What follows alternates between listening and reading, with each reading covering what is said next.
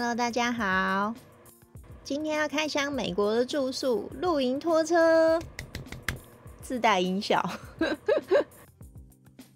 前面下方这个是置物箱，行李可以放在这边，还可以上锁。我没有放行李在这边，因为我现在在家嘛。在跟置物柜同一面车体侧身的地方有个小盖子，是2个外置插头。这个设计不错，蛮方便的。在这一面车顶上方有个遮雨棚，下雨天可以打开。这台露营拖车是朋友前2年买的，目前停在自家庭院中。家里也是有独立厕所的房间可以住，但是之前听朋友形容拖车的配备，觉得好像不错，所以就跟朋友说想住看看。朋友很担心，叫我如果住不惯，一定要马上跟他说。首先，这个门有2层，可以把门打开，有一层纱窗门。在户外的时候，想要欣赏风景，也不用怕蚊虫飞进来。再来看看里面吧。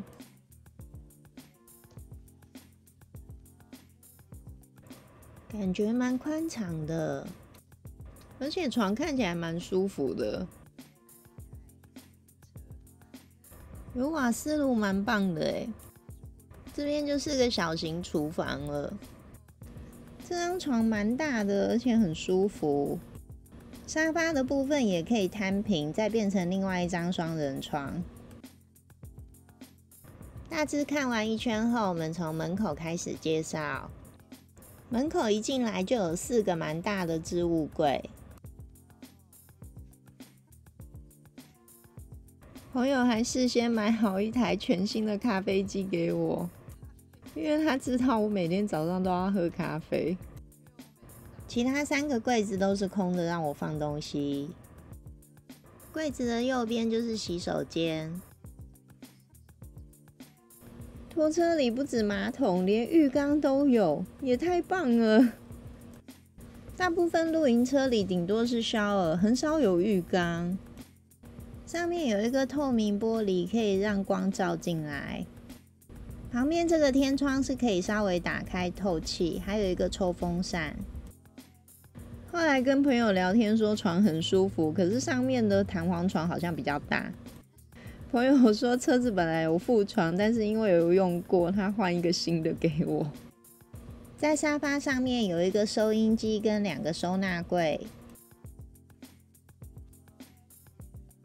收纳柜也蛮大的，收音机可以听广播，2个喇叭就在旁边的天花板上。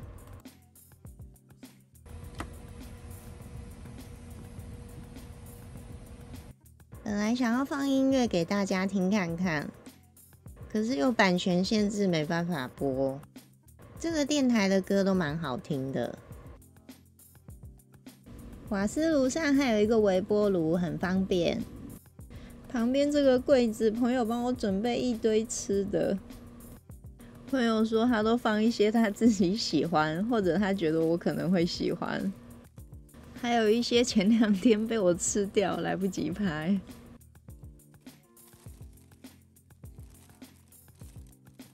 他还准备了一些煮菜会用的调味料，还有纸盘、纸杯、保鲜膜跟锡箔纸。还有一大包免洗筷，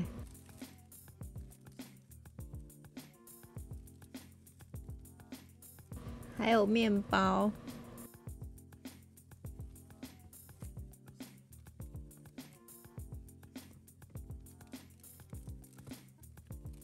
这一包我觉得很特别，维力的牛肉面耶。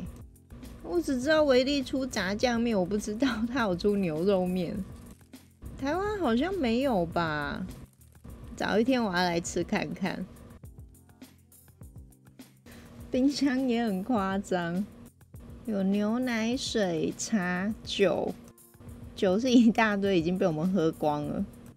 还有养乐多、优格、蛋、起司、火腿，整个超齐全的。而且这冰箱超棒的是，它有一个小冷冻库。也是很少露营车会有。还有全新的锅具、跟碗，还有刀叉之类的。这个刀具也很方便啊，有各种尺寸，还有一个白色的小砧板，还有一堆日常用品，酒精湿纸巾、卫生纸、餐巾纸、口罩、垃圾袋、大大小小的笔记本、2支笔。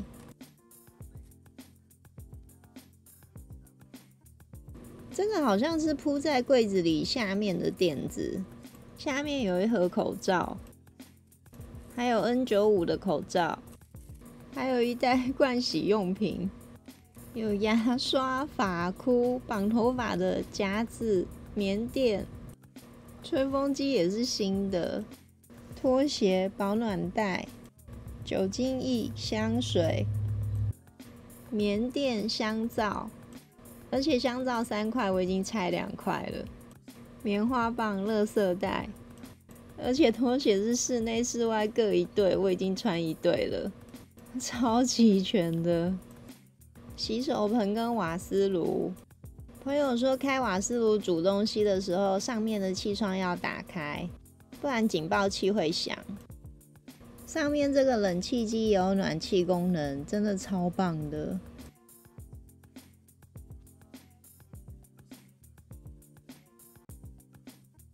我比较怕冷，朋友还准备热水瓶给我。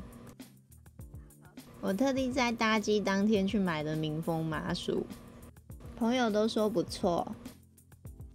朋友真的很担心我会冷，还先买好了一台新的暖气机。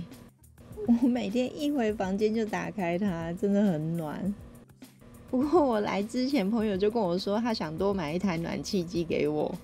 我说没有就不要另外买了，我下面铺毛毯就很暖了，不用特地买暖气机。结果他不止买暖气机，还帮我再铺了2层毛毯，真的超暖的，这配备我都不想出门了。床的2侧还有2个大置物柜。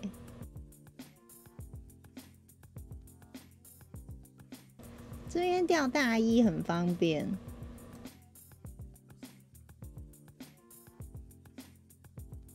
旁边这里还可以放一些杂物，我真的找不到什么可以挑剔的地方了。今天吃便当加 Starbucks 的咖啡，朋友今天说买一个便当给我吃，我还想说美国有便当吗？脑中马上浮现台湾那种鸡腿便当、排骨便当。因为是朋友买回来的，所以我没有拍到店面，也是买回来打开才知道是烧腊饭，而且一打开这肉我真的被他吓到好多哦，这么豪迈就是了。我是还没有那么快思乡啊，不过试看看美国味道也不错，而且用看的它的肉感觉还不错。起床后喝一杯咖啡就觉得活过来了。朋友帮我买的那台咖啡机我用不太习惯，换了一台，但是还没到货，只好先买星巴克。突然一片肉海，不知道从何下手。下面有青菜，这菜不错有甜。叉烧，看起来没什么肥肉，我觉得味道还不错当然香港还是比较好吃，可是这个美国的味道已经比我想的好。叉烧外层带有一点焦焦的，这种好吃。烧鸭，烧鸭这个皮不错，带有一点点酥，味道我觉得也不错。不过这个皮对我有一点点肥，但是它的味道是好吃的。超沙，超沙。叉烧烧鸭双拼，我刚刚打电话问朋友，叉烧烧鸭双拼饭，就是叉烧烧鸭双拼饭。我刚刚问朋友，他说一个便当十几块，因为他买了3个总共42块，一个差不多就14块啦。14块的话是多少港币？大概110港币吧。110港币其实也不算特别贵，因为香港一个烧腊饭差不多也要40-50块啦。那它的肉没有那么多啊，所以差不多就是2个便当的量。